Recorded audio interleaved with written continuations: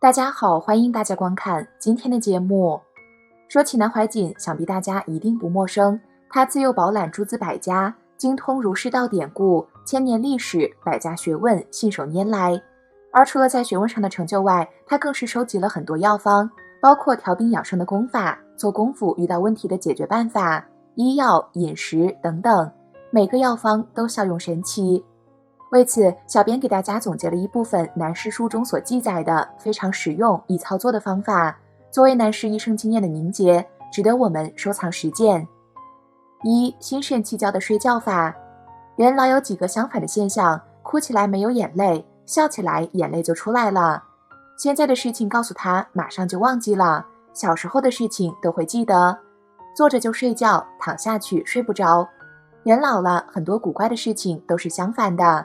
医学的道理，心肾不交就是水火不交了。道家有个办法，不管老年中年或是少年，失眠时把身体蜷起来睡，变成婴儿状态，两个脚缩拢来，两手也抱起来，容易睡着。这是勉强使心肾的气交，交就是连起来接上电了，这样可以睡着。二、治疗高血压、失眠的两个方法。我当年学道时，有一个年轻的和尚朋友教我一个外道法子，玩空修法，一边念佛号，一边观想自己的身子往下沉，一直向下沉。这个虽然是外道法，但这个方法救了很多高血压的人，以及神经快要爆炸的人。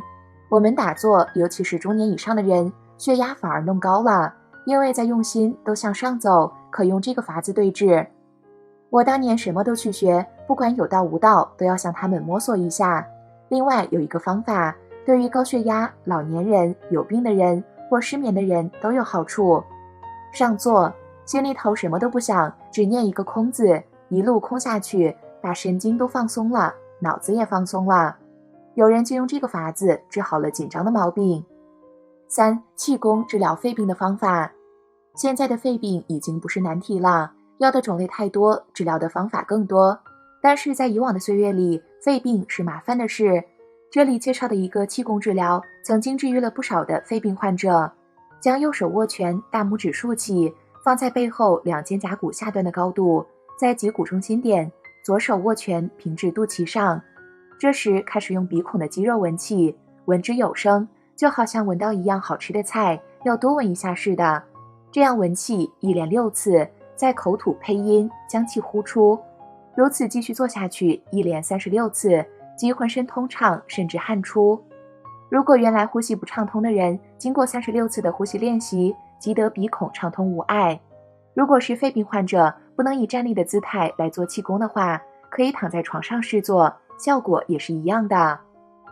四、温芪法。大约20几年前，日本人发明的温酒气，放在肚脐上，暖暖的，可以治肠胃病。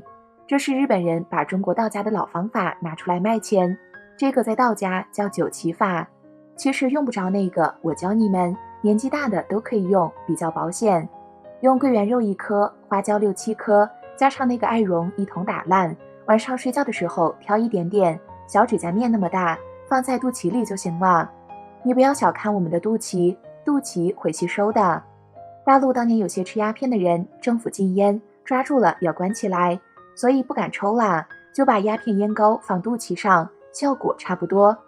肚脐有个孔，我们在娘胎里头的饮食、呼吸都靠这个肚脐连到妈妈，所以把这个药放在肚脐，用橡皮贴把它封住去睡觉，比那个温酒气还要好。胃病也好，各种病都好，老年人的身体绝对保健康，身体需要就吸进去了，不要的它不吸，这样就会水火交感。继续2到3天后，早晨起来嘴也不苦了，口也不干了，肠胃病都会好了。这个水火交感，火在下就是元气在下，水在上也就是清凉的在上，所以老年人口水多，脚底心还发暖，冬天脚都不怕冷的，一定长寿。五、脑部眼部保健法。漏丹的问题太严重了，阳气愈勃发，精神愈好，无始以来的习气、贪嗔痴，就是淫欲之念跟着来了。如何不漏呢？在那个情况下，说一个办法，很彻底、很扼要的方法。拿手摸头，像猴子抓头一样，用这2个大拇指摸后脑，就是刺激脑下垂神经这一部分，掐得舒服得很。由太阳穴一直掐到这儿，掐了保你头脑清醒，平常都可以做，这也是还精补脑第一妙法。掐了摇头，摇了以后转眼睛，眼睛转圈子，转个多少圈随便你，转来转去，这个眼睛近视眼都会好，老花眼也会好的。转了以后眼睛一闭，眼睛回转来看后脑，刺激脑下垂体，鼻子轻轻的吸气，小腹内收几下，收了以后就擦后脑，然后打坐空调，自然还精补脑，长生不老，就是那么一个小法子。不要轻视这个小法子，你晓得我磕了多少头来的，花了多少钱供养来的，谈何容易呀！以后自然你会慢慢的从督脉尾闾开始，有个东西拱啊拱啊，慢慢的上来，真正炼精化气而补脑，达到接脑气通，也可浑然注定。这时候就不要怕妄念，妄想来了容易自驱自散，如此定下去舒服极了。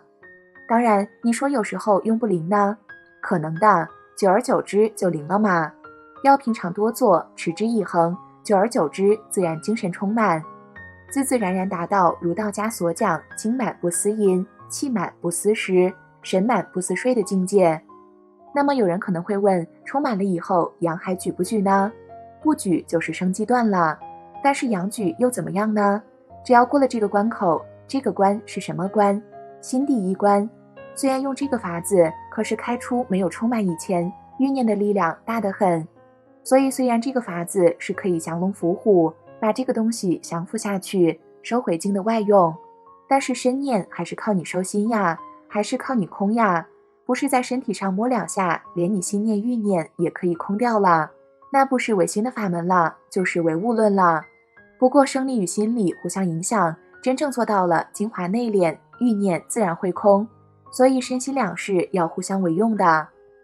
6. 延年祛病的3种按摩手法。第一种手法，每天早晚平卧床上，去衣袒腹，天冷可盖上被子，双手五指并拢，从肚脐眼为圆心，先用左手的指腹和掌根按逆时针方向按摩100次，再用右手按顺时针方向按摩100次，最后又用左手按逆时针方向按摩100次。这是健脾健胃的妙法。有人单用此手法，在3个月内就能治好10多年的老胃病。平时偶有食滞或一般肠胃不适，用此手法就能立竿见影。此法以逆时针方向为补，顺时针方向为泻。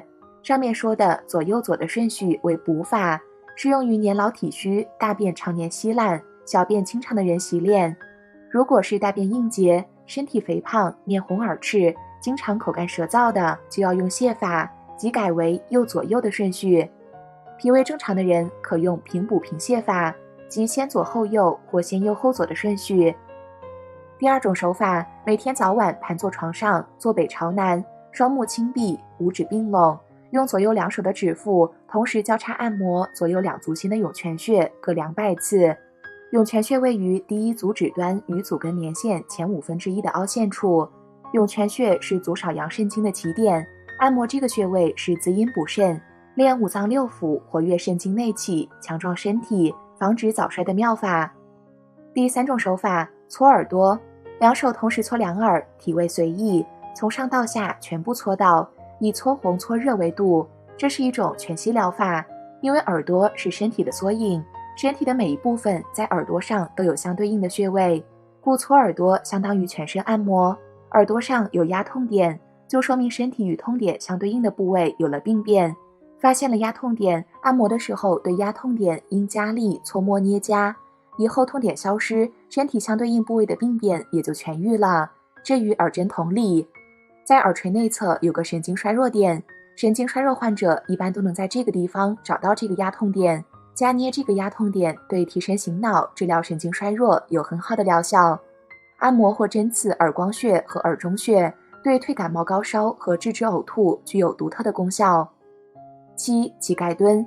在南怀瑾的最后100天一书中，对乞丐蹲有这么一段描述：刮痧完毕后，弘忍师教我学习膝盖蹲，双手抱膝蹲下，屁股尽量后蹲但不着地，腰、背、头尽量在一条直线上，吸气时闭嘴，呼气时略张嘴，脑袋里尽量一片明澈。我试了试，不太难。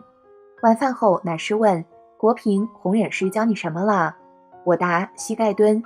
男士说，好啊，你要坚持。这个乞丐蹲是古时候叫花子们饭后休息的一种健身方式，他们都会放一根打狗棍在旁边，双手抱膝蹲着，这对肠胃很好，有利于帮助消化。每顿饭后蹲15分钟，受用无穷啊！你快去蹲吧，贵在坚持。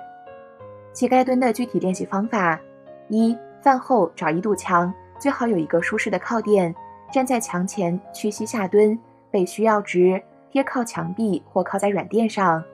二、注意男女姿势的差别，女士姿势双脚并拢，屈膝下蹲；男士姿势双脚微微分开，屈膝下蹲，这样可以放松裆部，不会使裆部过紧。